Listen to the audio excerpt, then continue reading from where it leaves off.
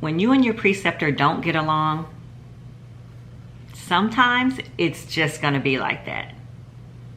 You have to know how to get through your day and keep it moving, because you need this sight. It was hard to get. So if you're interested in ways to deal with a preceptor that you just don't get along with,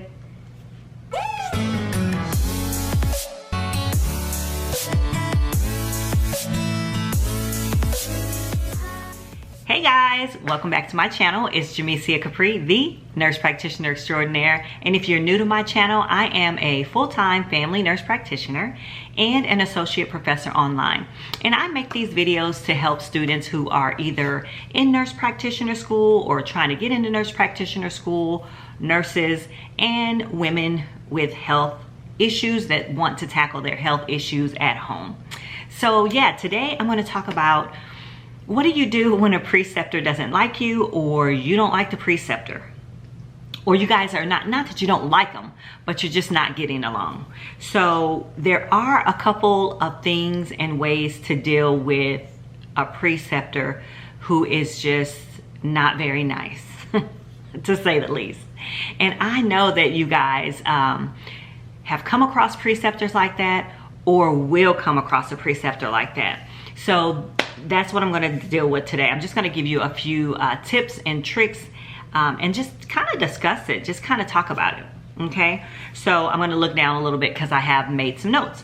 So the biggest thing that I think as a student that you guys have an issue with is the fact that you want to be liked by your preceptor. I mean, you know, who wouldn't? But try not to focus so much on trying to be liked, because when you do that, you tend to set yourself up for failure, because you're trying to build a relationship that's a friend relationship, whereas this really is, it's a work relationship, right? So what I'm basically trying to say to you is, don't bend over backwards, because then you're going to really stress yourself out. Now, you will have to do certain things to make this relationship work, but don't overdo it, because then that's going to set yourself up for failure, because the preceptor is going to then begin to act in certain ways. Okay? And so don't be afraid to jump in there and just be yourself. Okay? Don't try to bend to your preceptor, but also don't you try to go in there and run things either. So there's a healthy balance there. Okay? Don't, like I said, don't try to be buddies with your preceptor, because the goal is for you to get in there and get the training that you need, and also still be an asset to your preceptor's environment. Okay? Sometimes you will get a preceptor that has a really, really bad attitude, okay? And that can throw your day off. You can start the day and they are just nasty. And the way that I kind of help people to deal with that is that it's not personal. It has nothing to do with you. That's just the way that they are for right now. And the way you handle that is, if your preceptor starts the day rude and nasty, in order to survive this, because that's the goal, you have to survive your preceptor site, then you just say to your preceptor, you know, I can start the day by looking at our schedule and starting the first patient. Don't even give it energy. Just say, you know, I can start the day by looking at our schedule, and I can get the day started and keep it moving, because the goal is for you to get the hours and the patient contact that you need. Okay? So don't take it personal. Just continue to come in and focus on the end goal. Okay? A lot of times where I see that students get into trouble when they start a preceptorship, or they get into a preceptorship, they begin to try to build a relationship with the preceptor on a friend basis, and then they start discussing inappropriate things. And when I say inappropriate things, I mean things, just the basic stuff, guys.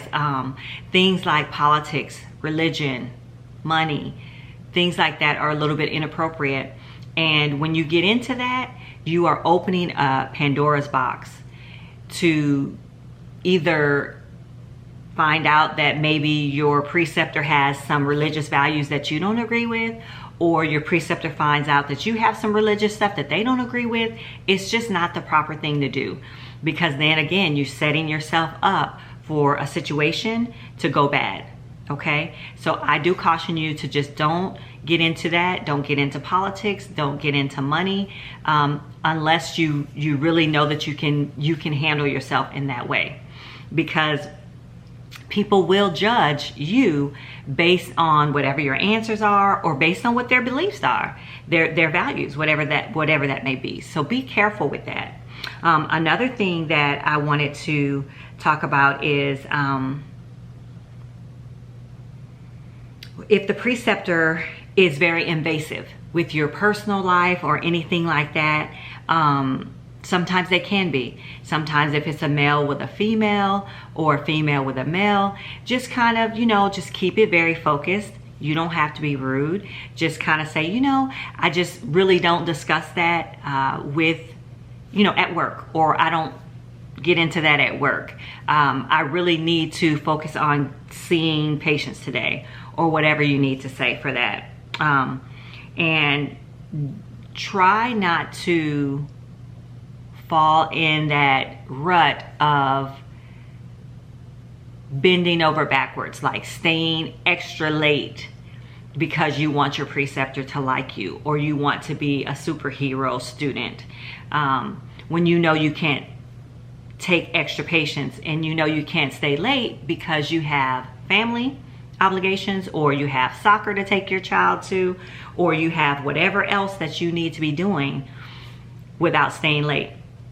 Now, I know some of you will probably be thinking that, with a preceptor, I have to do everything I have to do to make it work. Yes, you do. You have to do a lot to make it work. However, if you're finding that your preceptor is using you more to stay at work longer, like 6:30, 7:30, working on things later in the evening, then the next day, this is what you do.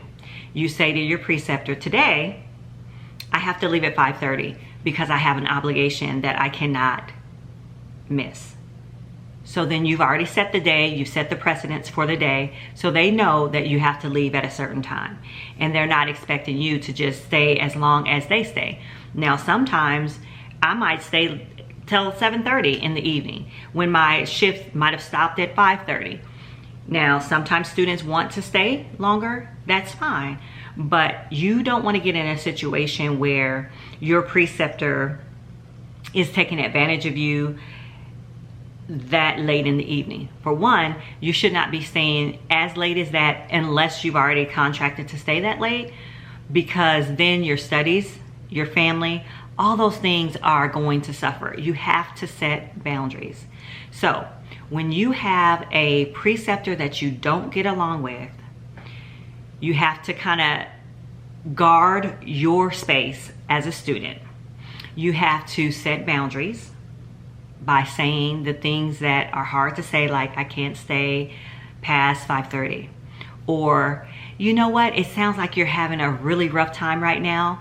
I can take the patient, I can start the patient history, I can get that going if you would like for me to do that. Just kind of work with those types of things. Or, you know what, I really don't have the capacity to talk about religion and finances and stuff like that while I'm at work, because I'm really focused on passing class this semester. Okay, so things like that. You guys wouldn't believe some of the comments that I get from students telling me what preceptors may have said to them, or what they've done to them, or how they've treated them, and they just want to quit. They just want to quit being with their preceptor, and it does them no good. Now, I'm not saying to stay and be abused, but if you can set boundaries, you will make it a lot better at your preceptor site. as you move forward, okay? So because sites are so hard to get, you kind of have to have some tools in your tool bag to make this work. So those tips I hope help you with a preceptor that may not like you, or the atmosphere in it may not be good. I think I told you guys about a preceptor that I had who just didn't like me for well, I kind of know why she didn't like me. She kind of revealed it. She didn't want me to touch her patients. It was my pediatric rotation, and at first I was able to, you know, kind of start the health history, the physical exam, and work with some patients. But after a while, the actual patients' parents and grandparents and aunts and uncles, whatever, did not like me touching their child. And so I had to get through that. That was a very hard situation, very hard time. But of course I got through because I'm here now. But all I'm saying is, sometimes as a student, there are situations where you have to make it work. And I learned a lot during that rotation, not only about being a nurse practitioner, but about people. And sometimes there's nothing you can do, whether someone likes you or not. There's really nothing. You can't make someone like you, but you can make the situation work. And so those are the tips that I'm trying to give you to make the situation work, regardless.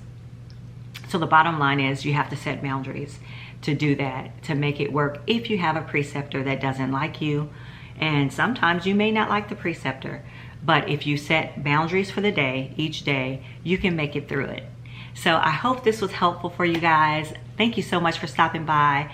Hit the like button, subscribe to my channel, turn on the bell notifications so you know when I upload a video. Guys, thank you so much. You guys take care, and I'll see you in the next video. Take care, guys.